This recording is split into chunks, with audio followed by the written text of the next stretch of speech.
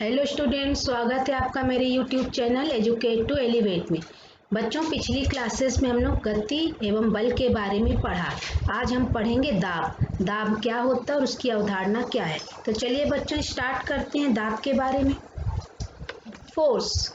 What is force? Force is a push और पुल of an object. किसी भी वस्तु के ऊपर लगने वाले धक्का या खिंचाव को बच्चों क्या बोलते हैं? बल, यानी फोर्स। हमने पिछली क्लासेस में पढ़ा था बल क्या क्या कर सकता है। Change the state of object, change the direction, change the shape. जो बल होता है बच्चों, किसी भी वस्तु की अवस्था मतलब विराम से गति, गति से विराम कर सकता है। उसकी डायरेक्शन मतलब दिशा को बदल सकता है। और शेप को हमने पढ़ा था, आटा को गूंद के हम किसी भी आकार की रोटी बना सकते हैं। बैलून को हम दबाकर किसी भी आकृति का शेप का देकर हम उसको टॉय के जैसा बना के बेच सकते हैं। और हम जब पेस्ट वगैरह करते हैं बच्चों तो हम प्रेशर लगाते हैं तो उसका शेप है जो चेंज हो जाता है। तो इस तरीके से बच्चों हमने पढ़ा था बल। जब हम किसी वस्तु पर बल लगाते हैं बच्चों तो दाब उत्पन्न होता है। ऐसे ही बल नहीं लगता। जब भी हम किसी वस्तु को बल लगाएंगे तो एक जो चीज उत्पन्न होती है वह कहलाती दाब। ये देखिए बच्चों, एक बैलून है। हम बहुत सारी पिन यहाँ पर रख रखी। आप खुद कल्पना करिए, अगर हम बैलून में पिन चुभोते हैं तो बैलून क्या होता है? तुरंत फट जाता है, फूट जाता है। लेकिन यहाँ पे इतनी सारी पिन का दाब लग रहा है।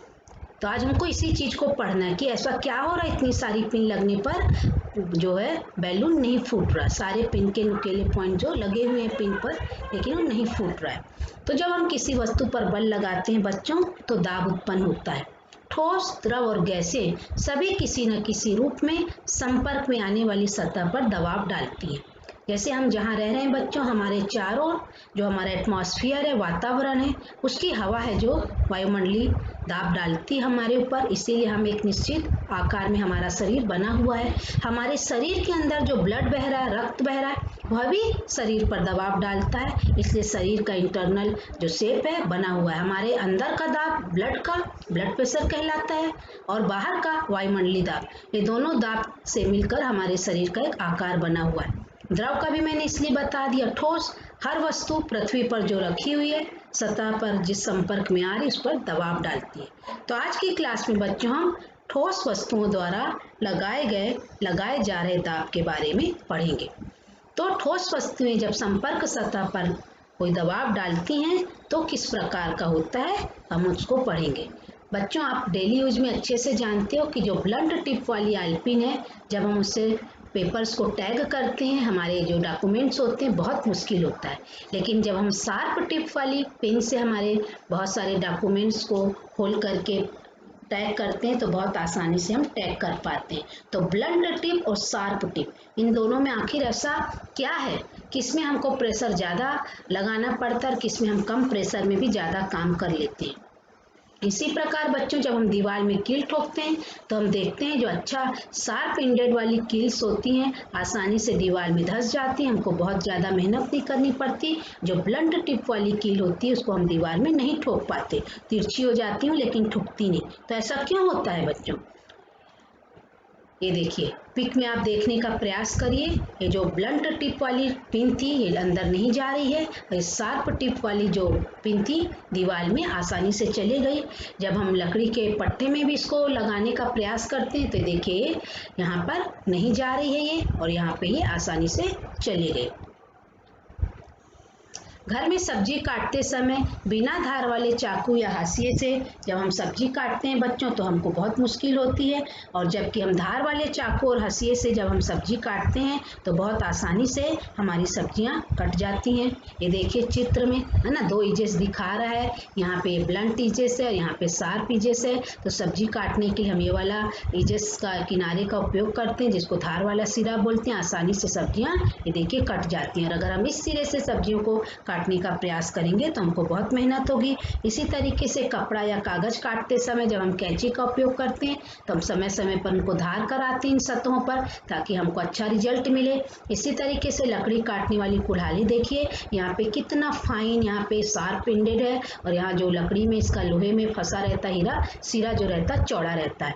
तो ये देखिए इस तरीके के नुकीले पॉइंट से लकड़ी आसानी से कट जाती है। अगर इस तरीके का हम चौड़ा सिरा रखते हैं तो हमारी लकड़ी नहीं कटती। Sharp edges means less area. Sharp edges जो होते हैं बच्चों कम क्षेत्रफल शो करते हैं। इस तरीके का देखिए, ये हमारी सुई है, यह आलपिन है, ये कील है, ये बढ़ई लोग इस्तेमाल करते हैं ना यारी। तो इनके जो एजेस आप देखोगे बच्चों, sharp edges produce a large pressure for cutting. जो तीक्ष्ण किनारा रहता है, नुकीला सिरा रहता है, बहुत ज़्यादा बल लगाता है कटिंग करने के लिए। Sharp points to produce a large pressure for piercing an object. इसी तरीके से किसी सतह पर धंसने के लिए भी बहुत ज़्यादा बल लगाता है, मतलब प्रेशर देता है, तो हमारा कम बल में काम हो जाता है। ये तरह तरह के साइज के चक्कू हैं देखो बच्चों, है ना, इनमें भी आप देख सकते हो ये सब नुकीले सिरे कम प्रेशर से, मतलब कम बल से ज़्यादा प्रेशर लगा के काम हो जाता है। ये देखिए इसमें एकदम स्पष्ट दिख रहा है, इसका एरिया आप देखोगे तो बहुत कम है, और इधर वाला देखोगे तो एरिया इधर का बहुत ज़्यादा रहता है। इसी तरीके से बच्चों हम 2 पिन लें और नरम लकड़ी के 2 बॉक्स लें और उनमें पिन लगाएं, तो देखिए हमारे पास 2 कील है, कील ए और कील बी। जो कील ए बच्चों इसका पॉइंटेड सिरा ऊपर है, और जो कील बी उसका पॉइंटेड सिरा नीचा है। हमने समान दूरी पर दोनों पिन समान साइज की समान टिप वाली रख दी हैं, और जो लकड़ी के बॉक्स हैं गुटका है वह भी समान एकदम एक ही मटेरियल का बना। अब हम इनमें समान प्रेशर बीचों बीच पुट कर रहे हैं, तो आप देखेंगे जो कील बी है नीचे वाले बोर्ड में धंसेगी और कील ए ऊपर वाले बोर्ड में अंदर जाएगी। ऐसा क्यों हुआ बच्चों? ये जो ब्लंट एजेस था उसको अगर हमने ऊपर से हम बल लगा रहे हैं तो इसको यहाँ जाना चाहिए और इसको यहाँ पे धंसना चाहिए, लेकिन इसका ये वाला सिरा इधर जाता है और इस पिन का ये वाला सिरा इधर धंसता है, जबकि हमने इसको प्रेशर ऊपर से दे रहे हैं। तो ऐसा क्यों होता है बच्चों? इसी चीज के बारे में आज हमको चर्चा करना। आप सोचिए ऐसा क्यों हुआ। तो ये जो सारी स्थितियां हैं बच्चों, आलपिन कीनों, कील कीनों, चाकू, कुल्हाड़ी आदि की नुकीली एवं धारदार सतहों का क्षेत्रफल कम है।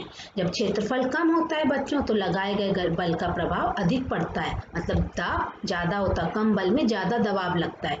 जबकि जितनी भी द्वितीय परिस्थिति हैं उनमें वस्तुओं की नुकीली एवं धारदार सतहों का क्षेत्रफल अधिक है, और क्षेत्रफल अधिक होने के कारण हम जो बल लगाते हैं उसका प्रभाव कम हो जाता है। अर्थात सतह का क्षेत्रफल कम होने से वस्तु द्वारा किसी सतह पर आरोपित बल का प्रभाव अधिक होता है, और क्षेत्रफल अधिक होने से वस्तु द्वारा सतह पर आरोपित बल का प्रभाव कम हो जाता है। तो बल के इसी प्रभाव की माप हम जिस भौतिक राशि से करते हैं बच्चों उसे हम कहते हैं दाब। तो दाब की परिभाषा क्या होगी बच्चों? इकाई क्षेत्रफल पर लगने वाले लंबवत बल को दाब यानी प्रेशर कहते हैं। अब लंबवत बल है जो बच्चों, इसको हम अच्छे से पढ़ लेते हैं। लंबवत बल जो लॉन्गिट्यूडिनल प्रेशर होता है वो क्या होता है? तो हम इसी लंबवत बल को थ्रस्ट बोलते हैं विज्ञान की भाषा में। Pressure is thrust per unit area. इकाई क्षेत्रफल पर लगाए गए दाब को, बल को, मतलब थ्रस्ट का एक प्रकार का बल है, लगाए गए बल को प्रेशर कहते हैं, दाब कहते हैं। जो थ्रस्ट होता है बच्चों, force in a perpendicular direction. Perpendicular मतलब लंबवत दिशा। देखिए हमारे पास 2 पिन है और ये लकड़ी की, नरम लकड़ी की सतह है बच्चों। यहाँ पे भी हम बल लगा रहे हैं, पिन तिरछी है, किसी और एंगल पर है, और यहाँ पे लंबवत है, परपेंडिकुलर है। परपेंडिकुलर का मतलब होता है सतह के साथ 90 अंश का कोण बनाने वाली सिरा। तो ये देखिए जो लंबवत सिरा है, जब हम यहाँ पे भी F फोर्स लगा रहे हैं, यहाँ पे भी, लेकिन ये वाला जो F है बच्चों, ये जो फोर्स है ये कहलाएगा थ्रस्ट।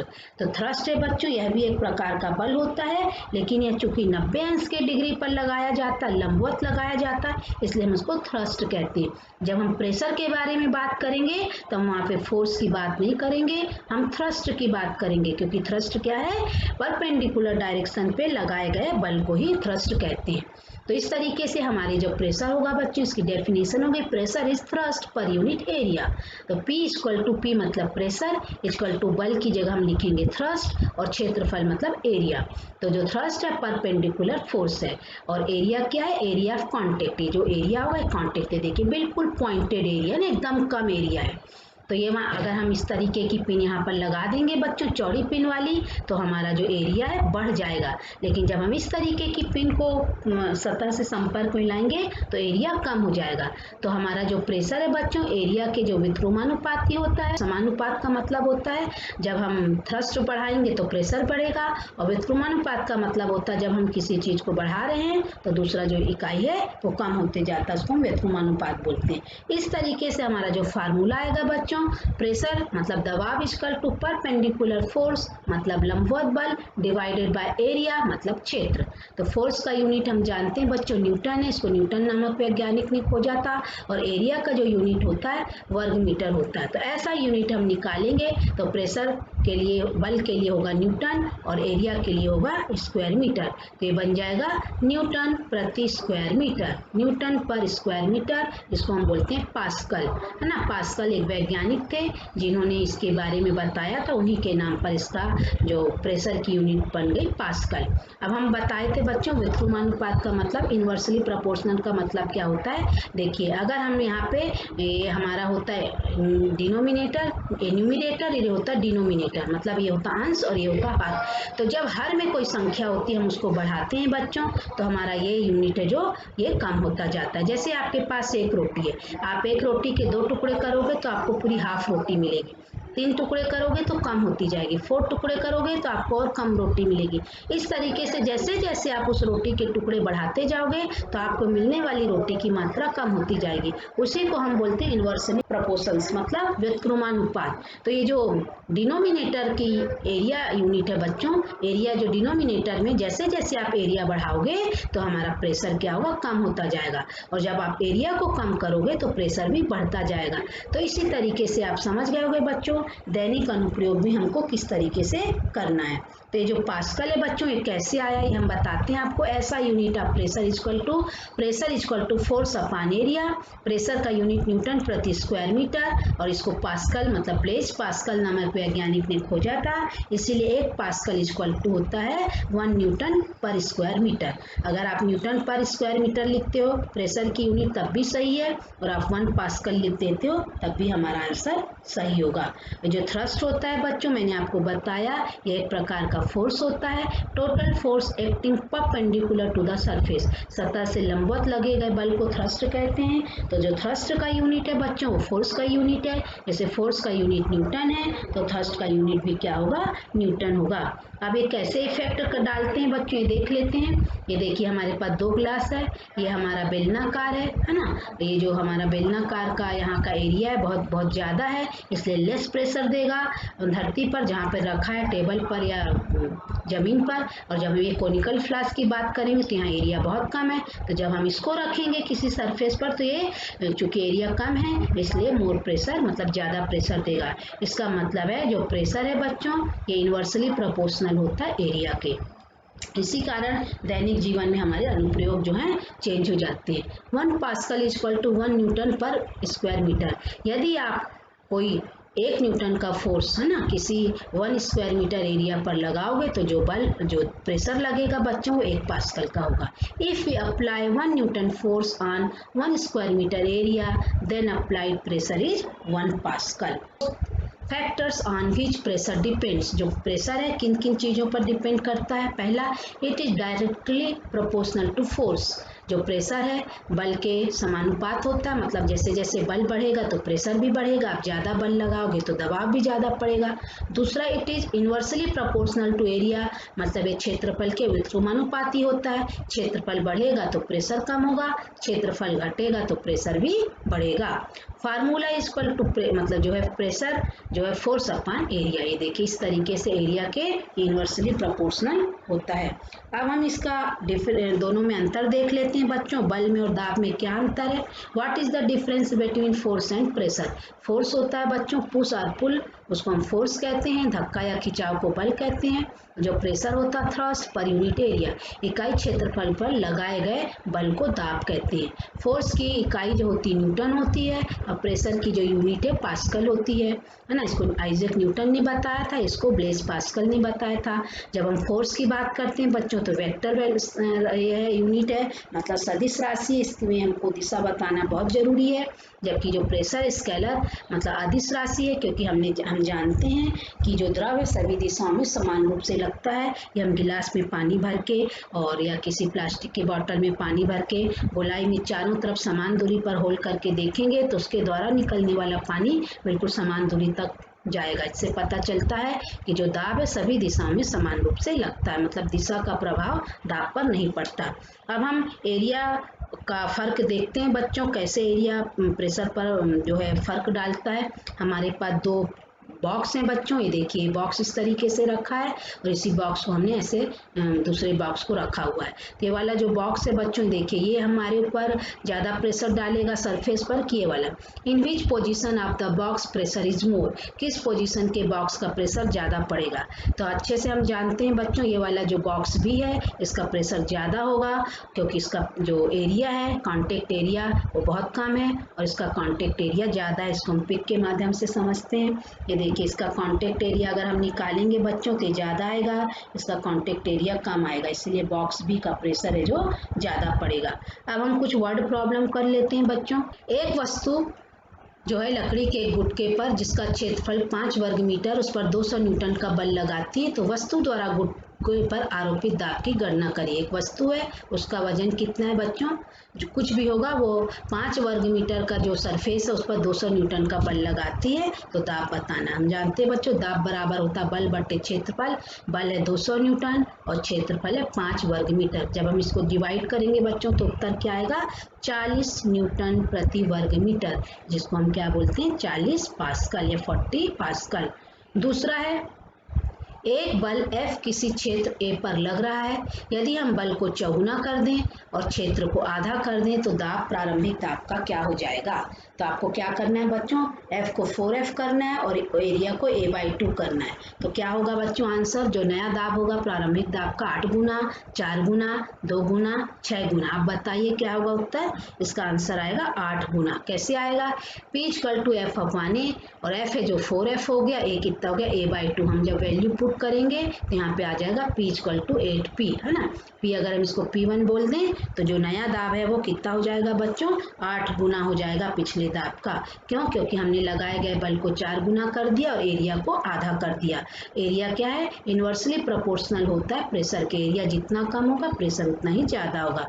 और देखते हैं बच्चों ऑब्जेक्टिव, दाब का मात्रक है पास्कल, न्यूटन प्रति वर्ग मीटर, बार, उपयुक्त सभी। इसका आंसर होगा बच्चों उपयुक्त सभी, क्योंकि पास्कल भी है, न्यूटन प्रति वर्ग मीटर भी है, साथ ही साथ बार भी है जो दाब का मात्रक है। अगला है क्षेत्रफल अधिक होने पर दाब का मान होता है। हम जानते हैं बच्चों जब क्षेत्रफल अधिक होता है तो दाब कैसा हो जाता है, अधिक, कम, दाब पर कोई प्रभाव नहीं पड़ता, उपयुक्त में से कोई नहीं। इसका आंसर होगा बच्चों कम, दाब कैसा हो जाता है, कम हो जाता है।